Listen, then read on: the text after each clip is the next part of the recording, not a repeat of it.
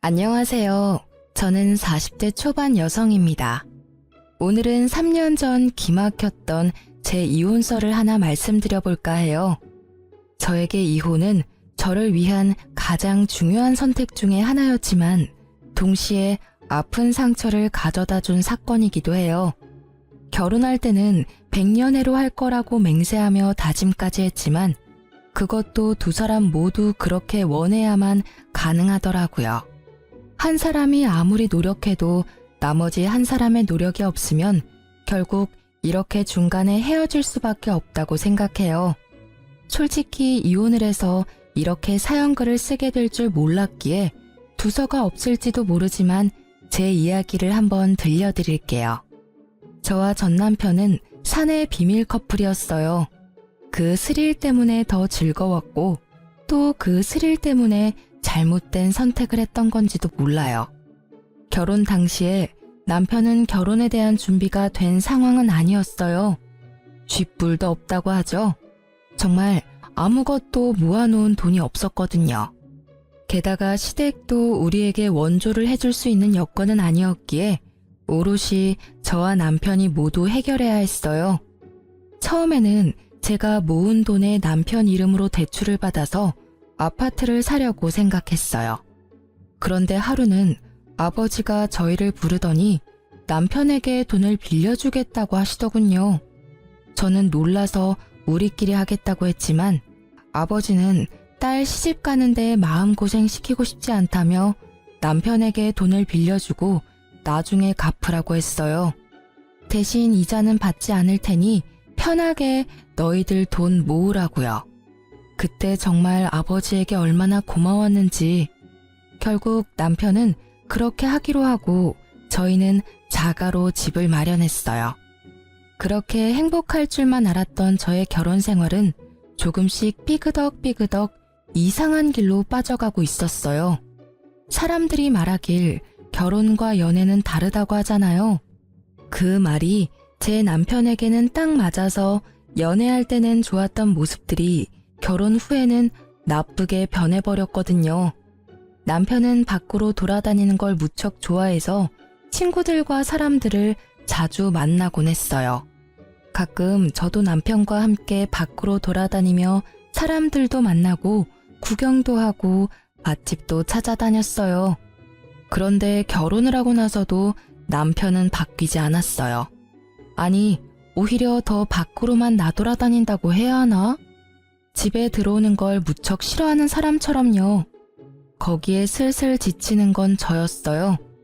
하루가 멀다하게 벌어지는 회식과 술판, 친구들과의 만남 등 남편이 그럴수록 저는 점점 독수 공방의 시간이 길어지고 있었어요. 게다가 결혼 3년, 4년이 넘어가면서 불임에 대한 걱정도 커져가고 있었어요. 결혼 4년 동안 자연 임신이 한 번도 되지 않았던 저는 손주를 원하는 시모의 눈치를 심하게 봐야 했어요. 그 탓인지 애는 더 생기지 않고 결국 심각하게 산부인과 진료를 생각하게 됐죠. 시모의 상황에 난임센터를 방문한 저는 일단 자연 임신을 시도해보자는 의사의 말을 듣고 산부인과에서 정해준 날짜만 손꼽아 기다리고 있었어요. 그날 저녁 따라 남편이 또 늦더라고요. 그런데 이번 한 번만이 아니었어요. 저번 달에도 그렇게 일찍 오라고 단단히 일렀는데 날짜를 넘겨버리는 탓에 이번에는 벼르고 있었거든요. 그런데 이번에도 일찍 오지 않더라고요. 애가 타는 제 속을 모르는지 밤 11시가 넘어서야 남편에게 전화가 왔어요. 당신 어디야? 오늘 일찍 들어오라고 했잖아. 아이고 사모님, 저 택시 기사인데요. 나오셔서 손님 좀 모셔가야 할 것 같은데요. 택시에서 내릴 생각을 안 하셔요. 날씨가 추워서 놔두고 가기도 그렇고. 어머, 죄송합니다. 제가 바로 데리러 내려갈게요. 전화를 한 것은 남편이 아니라 택시 기사였어요. 아파트 현관 앞에 서 있는 택시를 보니 어찌나 민망하고 화가 나던지 저는 연신 기사에게 미안하다고 말하며 남편을 데리고 왔어요. 술에 쩔어서 몸을 가누지도 못하는 모습을 보는데 정말 한 대 쥐어받고 싶을 만큼 열이 받더라고요. 게다가 남편을 데리고 집에 들어오는 내내 남편의 옷에서 나는 제 것이 아닌 여자의 향수 냄새와 분 냄새에 겨우 화를 삭히며 집으로 들어왔어요. 밝은 데서 보니 더 선명하게 보여지는 남편의 모습에 저는 눈을 감으며 충격을 감당해야 했어요. 옷깃에 덕지덕지 묻어있는 립스틱에 단정치 못한 옷차림이 딱 봐도 여자를 끼고 놀았던 것 같더라고요. 게다가 남편을 데리고 들어올 때 남편 와이셔츠에서 바스락거리는 소리가 신경이 쓰여서 주머니를 확인했는데 거기에 작은 쪽지가 있었어요. 연락처 하나와 여자 이름이 적혀 있고 옆에는 하트 표시까지 딱 찍혀 있더라고요. 저는 그 연락처를 일단 다른 곳에 베껴 적어두고 남편 코트를 벗겼어요. 그리고 저는 한 번 더 열이 오르는 것을 느껴야 했어요. 양말이 거꾸로 신겨져 있었거든요. 일을 하면서 양말을 다시 신었을 리 없고 설사 100번 양보해서 다시 신었다 하더라도 제정신이라면 거꾸로 신었을 리 없었겠죠. 차라리 양말이 없었다면 제가 덜 화가 났을지도 몰라요. 애를 가지고 싶어 오매불망 남편만 기다려야 하는 제 사정이 이렇게 비참하고 짜증나는 일이 되어버려 저는 그날 분노의 눈물과 우라를 삼키며 잠도 제대로 못 잤어요. 그리고 다음날 아침 남편이 눈을 뜨자마자 저를 부르더군요. 여보, 나 물 좀 가져다 줘. 술이 안 깨네. 어제 숙취 해소제도 먹었는데 늙었나 봐. 뭘 잘했다고 눈 뜨자마자 마누라 부르며 물을 찾는지 저는 열이 받아서 냉수를 컵 가득 받아서 비몽사몽한 남편 얼굴에다가 확 부었어요. 아, 차가워. 지금 뭐 하는 짓이야? 당신 미쳤어? 갑자기 물을 뿌리면 어떡해? 뿌릴만 하니까 뿌렸지. 지금 당장 냉수 마셔도 정신 못 차릴 것 같으니까 내가 뿌려준 거야. 정신 똑바로 차리고 이야기하라고. 무슨 이야기를 해? 아, 어제 늦어서 그런 거야? 오랜만에 친구가 연락 와서 한잔 좀 했어. 그런데 그게 이렇게까지 아침에 물벼락 맞아야 할 일은 아니잖아. 그것도 이유 중에 하나지. 내가 먼저 약속을 잡았는데 당신이 내 약속을 지키지 않았으니까. 화가 나는 건 당연한 거야. 근데 그건 좀 덜 중요한 이유야. 제일 중요한 이야기를 말해봐. 어제 술 마신 것까지는 이해할 수 있어. 그래, 네가 술 마시고 저녁 늦게까지 탱자탱자 노는 게 하루 이틀 일은 아니니까. 근데 그 꼴은 뭐야? 와이셔츠에 묻은 립스틱에 양말은 거꾸로 신었더라? 나 몰래 바람 피우니? 아니지. 나한테 나 바람 피웁니다 하고 시위한 거니? 이건 그냥 별거 아닌 거야. 친구랑 놀면서 도우미 좀 불렀어. 걔네들 뭐 치근덕대는 거 다 알잖아. 양말은 술에 취해서 내가 벗었다가 다시 신었던 거 같은데. 근데 그렇다고 내가 바람 피웠다고 하기엔 약하잖아. 다들 부르자고 난리인데 내가 싫다고 할 수는 없잖아. 그래서 내가 바른 사람을 만나라고 했지. 결혼했으면서 미혼 친구들하고 친하게 지내고 그러면서 여자나 만나고 말이지. 그리고 왜 매번 도움이나 부르는 친구들하고 노는 거야? 그렇게 여자가 좋아? 막 애교 떨고 치근덕거리니까 좋아? 당신 친구들은 그래도 돼. 결혼도 안 한 싱글이니까. 근데 당신은 결혼까지 했으면서 집에 있는 내 생각은 안 해? 이젠 내 교우관계까지 관리하려는 거야? 제발 좀 그만해. 어떤 친구와 어울리든 그건 내 자유라고. 그래, 솔직히 나도 어제 일찍 오려고 했어. 그런데 별로 그런 마음도 안 들고 친구가 연락 왔으니까 잠깐 갔다 온 거야. 그렇다고 당신이 나한테 이렇게까지 화내는 건 나도 좀 억울한데? 솔직히 애 가지자고 날짜 정해서 관계하고 그러는 거 정말 짜증나는 일이거든? 뭐 내가 종마야? 내가 씨나 뽑아내는 기계냐고. 마음이 동해야 하는 거지. 이걸 강제적으로 막 날짜 시간 정해서 하고 그러는 건 너무 인위적이고 감정 없는 것처럼 느껴져서 기분 나쁘다고. 남편의 말에 저는 너무 어이가 없어 제가 잘못 들은 줄 알았어요. 너 그게 사랑해서 결혼한 여자한테 할 말이니? 내가 룰루랄라 즐거운 마음으로 날짜 시간 정해서 하자고 한 건 줄 알아? 병원에서 그렇게 하라잖아. 내가 왜 애를 가지고 싶은 건지 모르겠어? 당신과 내 아이니까 가지고 싶은 거야. 그리고 애 갖는 게 내 생각 때문만은 아니지. 어머님은 요즘 매일같이 전화하셔서 애는 생길 것 같냐? 이번에는 생길 거다. 태몽을 껐는데 소식 없냐? 매번 그런 말만 하신다고. 당신한테 그런 말 안 하시니까 당신은 내가 얼마나 스트레스 받는지 모르지? 진짜 이런 면이 너무 마음에 안 드는 거야. 약속 거절 못하는 거 이해할 수 있어. 그런데 기분 나쁘다면 어쩔 수 없지. 사랑도 없는데 왜 살아? 여기서 끝내 그냥. 나는 당신하고 헤어져도 어차피 아쉬운 거 하나 없어. 내 말이 끝나자 남편의 당당하고 짜증나던 얼굴이 조심스럽게 바뀌더라고요. 그럴 수밖에 없죠. 저는 정말 아쉬운 게 하나도 없었으니까요. 사내 연애였지만 제가 이미지에 타격을 받을 일은 전혀 없잖아요. 잘못을 이 사람이 했으니까요. 부서도 달라서 자주 마주칠 일도 없거든요. 게다가 이 집은 어차피 아버지와 제 돈으로 산 집이니 지금 당장 이혼하더라도 남편은 유책 배우자가 돼서 집 소유권 주장은커녕 위자료만 더 내야 하거든요. 그걸 이해한 건지 남편이 제 눈치를 보더라고요. 당신 와이셔츠에 쪽지 하나 들어가 있었거든? 예쁜 여자 이름 하나랑 연락처, 그리고 하트 모양까지 있지. 도움이라도 이런 식으로 개인적인 전화번호 주고받으면서 만나면 외도가 아닐 리가 없잖아. 아니면 내가 이 전화번호로 전화를 한번 해볼까? 유부남 꼬셔서 뭐 하려고 했냐고. 혹시 또 모르잖아. 당신이 결혼 안 했다며 총각 흉내 냈다고 이야기해줄지도 모르지.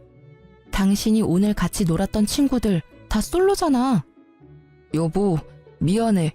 진짜 뭐든 다 내가 미안해. 솔직히 좀 갑갑해서 집에 안 들어온 거야. 그리고 그 쪽지에 적힌 여자도 어제 처음 만났어. 여러 번 만났으면 연락처를 줬을 리가 없잖아. 그리고 진짜 아무 일 없었던 건 확실해. 술집에서 나와서 바로 택시 타고 집에 온 거야. 그런 모텔 같은 곳 들릴 시간도 없었다고. 앞으로 절대 이럴 일 없을 테니까 이번만 자기가 이해하고 넘어가줘. 응? 진짜 술 취해서 벌어진 해프닝 같은 일일 뿐이라고. 남편의 구구절절한 변명과 핑계에도 제 화는 가라앉지 않았어요. 왜인지 더 심하게 짜증이 나더라고요. 변명 같은 거 다 필요 없고 우리 애 가지는 거 다시 생각해보자. 이 상태로 애 가져봐야 상처는 애만 받아. 집에 매번 늦게 들어오고 친구랑만 노는 아빠, 육아로 고생하면서 신경질만 느는 엄마. 어느 쪽이건 애한테 좋지 못한 건 맞고 당신 말대로 당신 종마 취급 당하는 건 싫다니 그것도 내가 이해해줄게. 그치만 나도 지금 당장은 당신이랑 즐겁게 살 맞대고 싶은 기분 아니거든? 다른 여자랑 치근덕거린 당신하고 옆에 있는 것도 솔직히 불쾌해. 그러니까 시간을 좀 갖자. 제 말을 들은 남편은 더 이상 아무 말도 하지 않았지만 어느 정도 제 말을 이해하는 것 같더라고요. 그리고 그날 이후 남편은 회식도 친구와의 모임도 모두 자제하고 집에 일찍 들어오려고 애쓰더라고요. 그게 눈에 보이니 계속 화내고 있는 것도 좀 미안해지기도 했고 솔직히 조금 치사한 방법이긴 했지만 남편이 제정신을 차렸다고 생각했기에 마음은 좀 편해졌었죠. 그렇게 성실해진 남편은 매일 제 눈치를 보더라고요. 그리고 그 이후 한 달쯤 지났을까요? 명절 며칠 전쯤 갑자기 아버지에게서 전화가 왔어요. 나다. 미국에 있는 네 오빠 어제 한국 들어왔는데 연락됐니? 어? 오빠 한국 들어왔어? 아, 나한테 연락 먼저 하라니깐. 나 결혼하고 나서는 연락도 잘 안 되더라고. 남편한테 소개시켜준데도 극구 싫다고 해서 우리 그이는 아직도 나한테 오빠 있는지 모르는데 언제까지 숨겨야 될지 모르겠어. 근데 성이 다르니까 소개하면 우리 집 재혼 가정인 거 금방 알 테고. 제가 남편에게 숨기는 것 딱 한 가지는 저희 집이 재혼 가정이라는 것이었어요. 시댁에서 싫어하실까봐 조심스럽게 말한다는 게 아직까지 이야기 못해서 비밀이 되어버린 거죠. 오빠는 어머니가 이혼한 전 남편 사이의 자식이거든요. 서로 아버지는 다르지만 여느 가족들과 다름없이 잘 지내고 있어요. 마음의 준비가 되면 말해. 아직까지는 재혼 가정이라고 하면 싫어하는 집이 더 많아. 그리고 어차피 네 오빠는 미국에서 계속 살 거라고 하던데 한국에는 잠깐 들어왔다가 다시 나간단다. 그 전에 얼굴 보고 회포라도 풀어. 그래도 오랜만에 만나는 동복 오빠인데 할 이야기도 많을 거 아니야. 고마워 아빠. 오빠랑 나 자주 만나게 해줘서 엄마도 엄청 고마워하거든. 일단 내가 오빠한테 전화해 볼게. 오빠 시간 되면 가족 다 같이 밥이라도 먹어요. 내일 시간 비어나요? 아버지와 전화를 끊고 나서 저는 오빠와의 만남에 들뜨기 시작했어요. 오랜만에 보는 오빠라 하고 싶은 말도 듣고 싶은 말도 많았거든요. 오빠가 저를 너무 많이 기특해해서 저도 오빠에게 기댄 적이 많았으니까요. 남편에게 어떻게 이야기할까 고민하다가 결국은 남편에게는 친척을 만나러 갔다 오겠다며 거짓말을 하고 오빠를 만나러 갔어요. 오빠, 오랜만이야. 잘 지냈어? 그럼, 너도 잘 지내지? 나야 뭐 그렇지. 참, 너한테 부탁이 있는데 오빠 한국에서 처리해야 할 관공서 업무가 많거든? 그러니까 나 좀 도와줘라. 몇 년 나가 있었던 탓인지 아무것도 모르겠네. 한 2, 3일 정도 낮에만 좀 도와줘. 그렇게 해주면 이 오빠가 용돈 두둑히 챙겨줄게. 아싸, 용돈이라니. 얼마 만에 받아보는 거야? 역시 내 생각 해주는 건 오빠뿐이야. 오빠의 말이 저는 고맙기만 하더라고요. 이번에 보면 또 언제 볼 수 있을지 모르는 데다가 저한테 용돈을 챙겨주고 싶어서 이렇게 안내를 부탁한다는 걸 알고 있었거든요. 어릴 때도 오빠는 저한테 별것도 아닌 부탁을 하고는 꼭 마지막에 알바로 번 용돈을 쥐어주곤 했거든요. 알았어. 연차 쓰고 오빠를 위해 안내역 해줄게. 그래, 그럼 오늘은 식사부터 할까?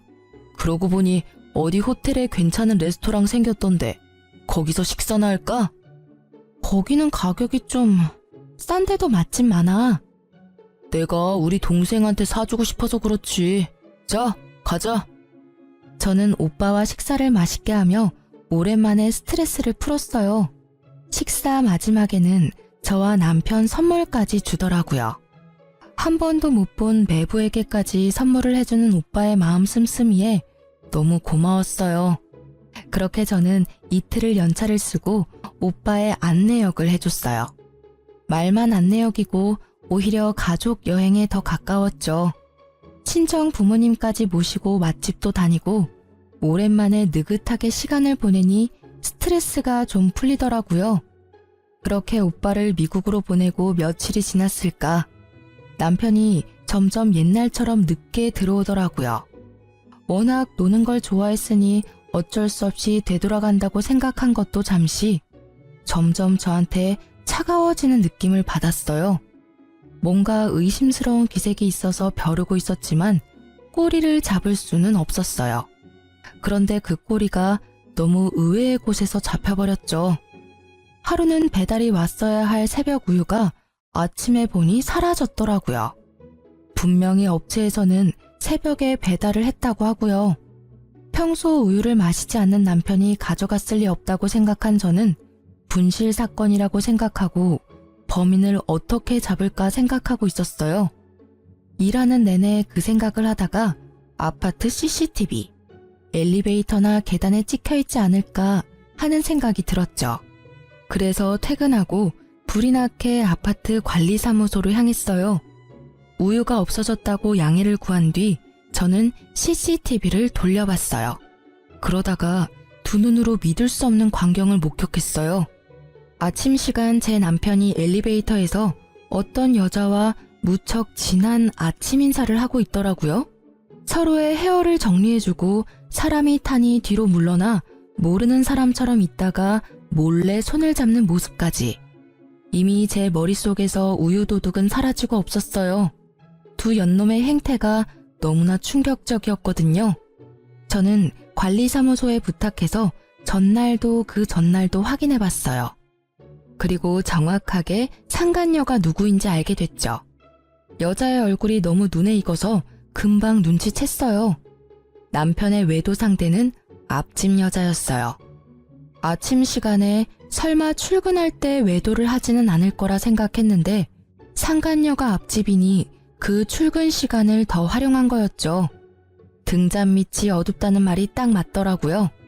결국 CCTV 동영상을 제 핸드폰으로 찍어놓고 집으로 가 남편을 기다렸어요. 역시나 늦더라고요. 저는 밤이 늦어질수록 거실이 아닌 현관에서 남편을 기다렸어요. 계단식 아파트라 앞집이 보이거든요. 둘이 밖에서 만나다가 들어오려면 같이 와야 하니까요. 그렇게 현관문 앞에서 기다리던 제 눈에 두 사람이 나타났어요. 역시 제가 잘못 본 게 아니라는 걸 확인이라도 시켜주듯 두 사람은 손을 잡고 앞까지 걸어오더라고요. 참 대담하기도 하지. 같은 층에 두 사람의 남편과 아내가 있는데도 저렇게 애정 행각을 하다니. 남편은 여자를 집으로 돌려보낸 뒤 저희 집 도어락 비밀번호를 누르더군요. 우와씨, 깜짝이야. 여기서 뭐 하는 거야? 남편이 놀랐는지 제게 소리치더라고요. 들킬까봐 놀란 건지도 모르죠. 저는 남편에게 조용히 말했어요. 당신 요즘 늦네? 설마 또 바람 피는 거야? 제 말에 깜짝 놀랄 줄 알았던 남편이 잠깐 멈칫하더니 심드렁한 표정으로 그냥 소파에 앉더라고요. 그 여유 있는 몸짓에 차분하게 말로 하려던 제 인내심이 뚝 끊겼어요. 그 태도는 뭐야? 내가 묻잖아. 당신 바람 피냐고. 아, 너 의처증이야? 매번 이런 식으로 나 힘들게 하면 기분이 좀 나아져? 친구 만나고 회식하는 거 좀 줄여줬잖아. 그럼 이쯤에서 만족을 좀 해. 어떻게 모든 걸 너한테 맞추면서 살아? 그리고 내가 이 말까지는 안 하려고 했는데 너야말로 바람 피는 거 아니야? 굉장히 당당하네. 당신은 바람 핀 적이 없고 바람은 내가 폈다는 게 당신 주장인 거네. 그런 이야기를 할 만한 근거는 있는 거지? 어디 이야기해봐. 들어는 줄게. 저는 남편이 이렇게 당당한 이유가 정말로 궁금했어요. 화가 나는 것과는 별개로 무엇을 갖고 있길래 저렇게 자신 있어 보이는가 싶었죠. 제 말에 남편은 자켓 안주머니에서 사진 몇 장을 꺼내서 탁자에 던지더라고요. 그 사진을 보는 순간 저는 어이없음과 불쾌함을 동시에 느꼈어요. 이건 뭐야? 너 나 뒷조사한 거야? 네가? 놀랐지? 그럴 줄 알았어. 바람 피우다가 딱 걸리니까 어때? 나한테 이런 쓰레기 같은 취급받으니까 기분 더럽지? 나도 그랬어. 별거 아닌 일로 사람을 쓰레기 취급하고 말이지. 마누라 바람 피는 거 보니 내가 왜 그렇게 했었나 싶기도 하고 자괴감이 드네. 솔직히 말하면 나를 종마 취급하는 데다 의처증까지 가진 당신이 바람까지 피워준 덕분에 당신은 유책 배우자가 확실해졌어. 반면에 나는 그때 한 번 이후로 별 문제 없이 깨끗한 상태잖아. 외도도 하지 않고 얼마나 가정에 충실했는지 알지? 나한테 외도했다고 뭐라 하던 당신이 바람 피는 걸 보니 이제 당신한테 질렸어. 그러니까 우리 이혼하자. 남편이 먼저 던진 이혼 이야기에 저는 터져나오는 실수를 참으며 냉정하게 말했죠. 이게 당신 생각이야? 이 사진 한 장으로 나한테 이혼하자고 말하는 거야? 내가 유책 배우자니까 너한테는 잃는 거보단 얻는 게 많겠네? 당연하지. 너한테 책임이 있으니까. 나한테 위자료 주는 대신에 이 집 넘겨주면 원만히 합의 이혼해줄게. 그럼 여기저기 소문날 일도 없고 깨끗하잖아. 그치? 너 지금 머리 제대로 굴렸네? 정말 화가 미친 듯이 나는데 너무 웃겨. 이 사진 한 장에 나한테 다 뒤집어 씌우겠다? 그런 신박한 생각은 어디서 나오는 거야? 그래, 이혼하자. 네가 이렇게 원하는데 해줘야지 않겠어? 나한테도 뭐 나쁜 일은 아니지. 제가 뜬금없이 웃자 남편놈은 그제야 어안이 벙벙한 얼굴로 저를 쳐다보더라고요. 이혼하자는데 웃으니 뭔가 잘못됐다는 걸 알아챘지만 제대로 아는 게 하나도 없으니 말도 못하고 쳐다만 보는 거죠. 당신이 이혼 얘기 먼저 꺼냈으니까 나중에 두말하면 안 되는 거 알지? 나는 절대로 이번 이혼 번복 안 할 거니까 그렇게 알고 있으라고. 우와, 상간남이 그렇게 잘해줘? 이혼하자니까 두말 없이 수긍하는 거 봐라. 나보다 당신한테 더 좋은 조건인 거 아니야? 근데 상간남이 당신이랑 결혼해준대. 그쪽은 그냥 장난이었던 거 아니야? 한때 부부였던 인연으로 내가 말해주는데 와이프랑 이혼할 테니 결혼하자고 하는 놈들 중에 제대로 된 놈들 없어. 너도 곧 버림받게 될걸? 상간남 신경 쓰지 말고 당신이나 이 집에서 나갈 궁리나 해. 필요하면 용달 정도는 불러줄게. 당신 짐 싹 다 챙겨서 나가주면 좋겠어. 이 집은 어차피 내 거야. 이 집 살 때 네 돈 한 푼도 안 들어갔어. 내가 모은 돈이랑 우리 아버지가 당신한테 빌려준 돈으로 산 거지. 이 집 갖고 싶니? 그러면 일단 아버지한테 빌린 돈부터 갚고 와. 그리고 이 집 살 때 내가 낸 돈 나한테 돌려주면 이 집 줄게. 됐지? 계산을 그렇게 하는 법이 어디 있어? 당신이 유책 배우자인데 어떻게 내가 당신한테 돈을 줘야 하는 건데. 결국 소송으로 가자 이거야? 나는 이미 증거가 다 있다고. 당신이 유책 배우자라는 증거. 사진이 이거 한 장뿐인 줄 알아? 수십 장이나 더 있거든? 아, 그거 100장 1000장 가져와도 그걸로는 내 외도 증명 못해. 왜냐면 이 사진 속에 있는 남자는 상간남이 될 수 없거든. 이 사람이 누군지 자기는 모르겠지만 이 나라 정부는 정확히 알고 있지. 저는 예전에 친정어머니의 부탁으로 발급받아 놨던 어머니 이름의 가족관계 증명서를 남편에게 보여줬어요. 당신은 내가 외동딸이라고 생각했지? 근데 우리 집 재혼 가정이야. 그래서 내 위로 나랑 피가 이어진 오빠가 하나 있어. 그 오빠는 성이 달라. 엄마의 전 남편 아들이거든. 이름 어디서 본 것 같지 않아? 내 뒷조사한 사람이 이름 말해줬지? 그럼 답 나왔잖아. 당신이 찍어온 사진에 있는 사람은 우리 오빠야. 누가 일한 건지 일을 제대로 못했네. 친정 부모님이랑 다 같이 밥도 먹고 놀러 가고 그랬는데 나랑 오빠 사진만 딱 찍어온 걸 보면 오히려 당신 엿먹이려고 그런 건가 싶기도 하고. 제 말이 이어질수록 남편의 느긋한 인상이 점점 심각하게 바뀌는 게 참 웃기더라고요. 알아보려면 좀 더 끝까지 팠어야지 이 나쁜 놈아. 나를 유책 배우자로 만들고 이 집 뺏어갈 작정이었어? 근데 이를 어째? 내가 유책 배우자가 아닌데? 당신이 이 집 가져가려고 계획한 거면 빨리 머리 굴려야 할 거야. 내가 가지고 있는 걸 보면 당신은 이 집에서 갖고 갈 수 있는 게 하나도 없을걸? 오히려 위자료로 몇 천쯤 준비해야 할 텐데 괜찮겠어? 남편은 소파에서 내려와 내 앞에 무릎을 꿇었어요. 처음 보는 모습이었어요. 그런데 얼마나 꼴보기가 싫던지. 그런 내 생각은 꿈에도 모른 채 남편은 열심히 저에게 빌더라고요. 여보, 내가 아주 잠깐 미쳤었나 봐. 진짜 미안해. 잠시만 내 말 좀 들어봐. 진정하고. 당신, 너라고 하던 남편놈은 불리한 상황이 되니 저를 여보라고 부르더라고요. 가증스러운 놈. 그 모습을 보는데 어찌나 찌질해 보이던지요. 나 지금 지극히 냉정한 상태야. 이보다 더 차분할 수가 없어. 그래, 오늘 이 집에서 나가면 이혼 서류는 시댁으로 보내줄까? 아니지, 앞집으로 보내면 되지 않겠어? 앞집 여자랑 필요 이상으로 친하잖아. 제 물음에 남편 얼굴이 허옇게 질려버리더라고요. 제가 모를 줄 알았나 봐요. 하긴 저도 우유가 아니었으면 영원히 몰랐을 수도 있죠.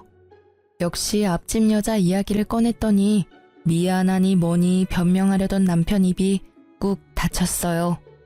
그리고는 눈동자만 떼굴떼굴 굴리며 이 상황을 어떻게 빠져나가야 할지 궁리하더라고요. 빠져나갈 구멍을 못 찾게 저는 남편놈 앞에 CCTV를 촬영한 영상을 떡하니 보여줬어요. 그걸 보더니 눈을 딱 감더라고요. 이걸 변명할 수는 없을 테니까요. 안 들킬 거라고 생각했어? 그래, 나도 몰랐을 거야. 설마 아침에 저렇게 대담하게 바람을 필 줄이야? 정말 뒤통수 제대로 맞을 뻔했지. 그런데 오늘 아침에 누가 우유를 딱 가져가는 바람에 도둑 잡으려다 당신 외도 장면 잡은 거야. 누가 가져간 건지 보면 절이라도 해주고 싶네. 동영상 진짜 잘 찍혔지? 손 잡는 거 보니까 아주 죽고 못 살아, 그치? 이걸 보고도 당신이 유책 배우자가 아니라고 할 사람이 있을까? 근데 관리 사무실의 CCTV는 보관 기간이 며칠이려나 모르겠네. 그거 확인하면 언제부터 바람핀 건지 확인할 수 있을 텐데. 여보, 진짜 미안해. 내가 진짜 다 잘못했어. 저 여자가 나 꼬시는 바람에 내가 넘어가 버린 거야. 진짜로 만난 지 얼마 되지도 않았고 그렇게 깊은 사이도 전혀 아니야. 나는 그냥 잠깐, 아주 잠깐 바람 쐬는 기분으로 만난 것 뿐이라고. 그러니까 제발 이혼만은 안 돼. 내가 미친놈이었어. 그런 말을 왜 꺼냈는지. 나 여기 나가면 갈 곳도 없어. 제발. 남편은 제 치맛자락을 붙잡고는 울며 불며 매달렸어요. 아까 전에 그 기세등등한 당당함은 어딜 간 건지. 완전히 180도 바뀐 그 모습에 저는 그놈의 손을 뿌리쳤어요. 다 필요 없어. 분명히 이혼 번복 없다고 말했어. 지가 바람 펴놓고는 나한테 뒤집어 씌우고 집을 가져가려고 하다니 어떻게 그런 생각을 할 수가 있어? 이 파렴치한 놈. 네 눈에는 내가 돈이니? 애 안 가지려고 할 때부터 알아봐야 했는데 다 끝났어. 그러니까 당신 짐 다 싸서 지금 당장 나가. 안 나가면 앞집에 당신 짐 다 갖다 줘 버릴 거야. 여보, 제발 앞집에는 알리지 마. 부탁이야. 내가 나갈게. 내가 나가면 되잖아. 그렇게 죽고 못 살아? 얼마나 사랑하면 들키지도 못하게 그래? 근데 앞집에 알리고 말고는 내 마음이거든? 여기서 더 내 기분 더럽게 만들면 지금 당장 초인종 누를 거야. 결국 남편은 이후 찍소리도 못하고 필요한 짐만 챙겨서 나갔어요. 저는 남편의 그 모습이 더 짜증났어요. 앞집에 알리지 말라니. 그 정도로 아끼나 싶었지만 아니었어요. 나중에 알고 보니 그 여자를 아껴서 그런 게 아니라 그 여자가 상간녀 소송으로 위자료 지불할 때 자기한테 내달라고 할까봐 그런 거였더라고요. 어디까지 찌질해질 수 있는지. 그리고 나중에 확인을 해봤더니 그날 우유를 가져간 건 어이없게도 남편이었더라고요. 우유를 마시지 않는 남자가 왜 가져갔나 싶었더니 그걸 상간녀에게 줬더라고요. 그때는 자기가 가져갔다고 저한테 이야기할 생각이었다는데 이 멍청한 놈이 그걸 나중에 깜빡하는 바람에 저는 스스로 판도라의 상자를 열어버린 거죠. 그리고 알고 보니 앞집 여자와는 반년 정도 사귄 상태로 생각보다 오랫동안 만남을 이어왔더라고요. 저는 앞집 여자에게도 화가 났어요. 매번 오며 가며 살갑게 인사하곤 했는데 저를 볼 때마다 제 남편과의 만남을 떠올리며 저를 불쌍하고 눈치 없는 여자로 봤을 걸 생각하니 분이 나서 못 참겠더라고요. 그래서 앞집 여자에게도 상간녀 소송을 걸었어요. 남편과의 이혼 소송도 물론 진행했고요. 그렇게 상간녀 소송 걸고 얼마 뒤 누가 우리 집 배를 누르더라고요. 화면에는 앞집 여자가 서 있었어요. 제가 문을 열어주니 그 여자가 갑자기 저희 집 현관문에 꿇어 앉더라고요. 왜 이러세요? 일어나세요. 아니요, 제가 정말 다 잘못했어요. 잠깐, 아주 잠깐 만난 거예요. 그러니까 제발 소송만 취하해 주시면 안 될까요? 염치 없는 부탁이란 건 잘 알지만 어떻게 좀 선처를... 제가 왜 그래야 하는지 잘 모르겠네요. 소송 취하해 주시면 제가 위자료는 드릴게요. 꼭 드릴 테니까 남편과 아이만이라도 알 수 없게 해주시면, 잘못하면 아이도 남편도 다 잃게 생겼어요. 그러니까 제발 소송만 취하해 주세요. 위자료는 제가 드릴게요. 아, 그러세요? 모두 잃게 생겼구나. 그런데 저도 당신 덕분에 가정과 남편을 잃었어요. 그러니까 그 부분은 그걸로 퉁치죠. 솔직히 바람 필 때 소문날 거 생각 안 한 건 아니잖아요. 그래도 유부남 잘 만나고 다녔으면서 이제 와서 왜 후회를 해요? 후회하지 말고 열심히 즐긴 대가를 받으면 되죠. 제 말에 무릎 꿇고 있던 상간녀가 꿀먹은 벙어리가 되더라고요. 틀린 말은 단 하나도 없었으니까요. 남의 남자 만날 거면 소문날 거 당연히 각오한 거 아닌가요?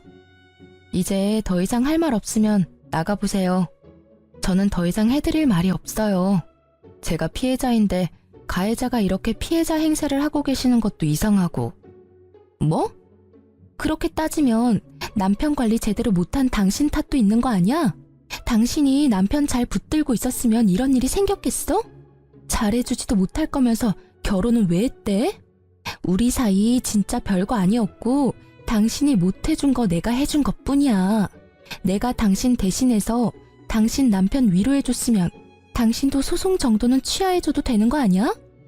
엄청난 궤변을 늘어놓는 여자를 어이없는 눈으로 바라보며 제가 재차 물었어요. 상간녀 소송 취하해주면 내가 얻는 건 뭐죠? 아니, 내가 피해자인데 나한테도 떨어지는 게 있어야 하잖아요. 갑자기 다짜고짜 소송 취하라 그러면 제가 아이고 알겠습니다 하고 해줄 줄 알았어요. 줄 수 있는 거? 그러면 당신 남편 돌려줄게요. 그럼 됐죠? 이 아줌마 말하는 것 좀 봐. 미안한데요. 남이 쓰다 버린 건 저도 필요 없거든요.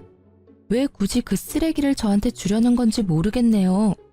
저한테 줄 게 그것뿐이라면 저는 취하지 않을 거예요. 아니, 전 진짜로 당신 남편이랑 깊은 사이 아니라고요. 진지한 마음이 요만큼도 없었고 나한테는 남편이 메인이고 그쪽 남편은 사이드 메뉴 정도예요. 그러니까 그 정도밖에 안 되는 사이라는 거예요. 본인이 그 말 들으면 아주 좋아하겠네요. 근데 어쩌죠? 이야기할수록 점점 소송 취하하기 싫어지네요. 남편분이랑 아이들에게 뭐라고 변명할지 잘 생각해 두세요. 그럼 이만 나가주세요. 주거 침입으로 신고하기 전에. 나사가 하나 빠진 것 같은 상간녀와의 만남을 끝으로 이혼 과정이 빠르게 진행됐어요. 제가 예상한 대로 남편놈은 제게 위자료를 물어주게 되었고 우리 집에 대한 소유권도 주장하지 못하게 됐죠. 그리고 상간녀 소송에서 상간녀가 저에게 위자료를 지급하라는 판결이 난 뒤 앞집에서는 큰 소리가 자주 나더라고요. 보암 소리와 싸우는 소리, 우는 소리도 나고요. 그리고 얼마 지나지 않아 앞집은 이사를 갔어요. 저는 딱히 이야기한 바가 없는데 아파트에 소문이 났던 것 같아요. 이사 가는 날 상간녀의 모습은 보이지도 않고 상간녀의 남편은 저와 마주치자 고개를 푹 숙이고는 제 얼굴을 보지 않은 채 지나갔어요. 솔직히 상간녀의 남편을 보면서 마음이 편하지만은 않았어요. 제가 소송을 취하했더라면 저 가족은 거짓이더라도 행복을 유지할 수 있었을 텐데 하는 마음도 있었죠. 그렇다고 해서 제가 모든 걸 희생해야 하는 게 당연한 것도 아니잖아요. 정말 외도라는 건 남겨진 사람에게 비참함과 수치스러움을 주는 것 같아요. 그걸 고스란히 느끼고 있는 저였기에 그 상간녀의 남편 행동도 이해는 갔어요.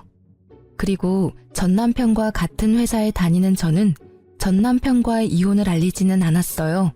저도 그런 눈빛 받는 게 싫었거든요. 그런데 전 남편의 바뀐 주소지 때문에 직장 내에서 이런저런 추측들이 있었던 것 같더라고요. 물론 저와의 냉랭한 분위기도 한몫했겠지만 제 주소가 그대로인데 남편만 바뀐 걸 보고 뭔가 문제가 있었다는 걸 다들 눈치챈 것 같았어요. 그런데 그 뒤에 진짜 웃긴 일이 있었어요. 같은 부서에서 일하는 직원이 조심스레 저한테 다가와서 말을 걸더라고요. 같은 부서지만 친하게 지내지는 않았고 솔직히 일보다는 소문을 더 좋아하는 성격이시라 조용한 저와는 크게 접점이 없었던 탓에 약간 의아했죠. 그런데 다짜고짜 묻더라고요. 저기, 정말 이혼한 거 맞아요? 네, 맞아요. 솔직히 이제는 별로 말하기 힘든 일도 아니에요. 궁금한 거 있으면 물어봐요. 아니, 궁금한 게 있는 건 아닌데 지금 저쪽 부서 난리 났거든요.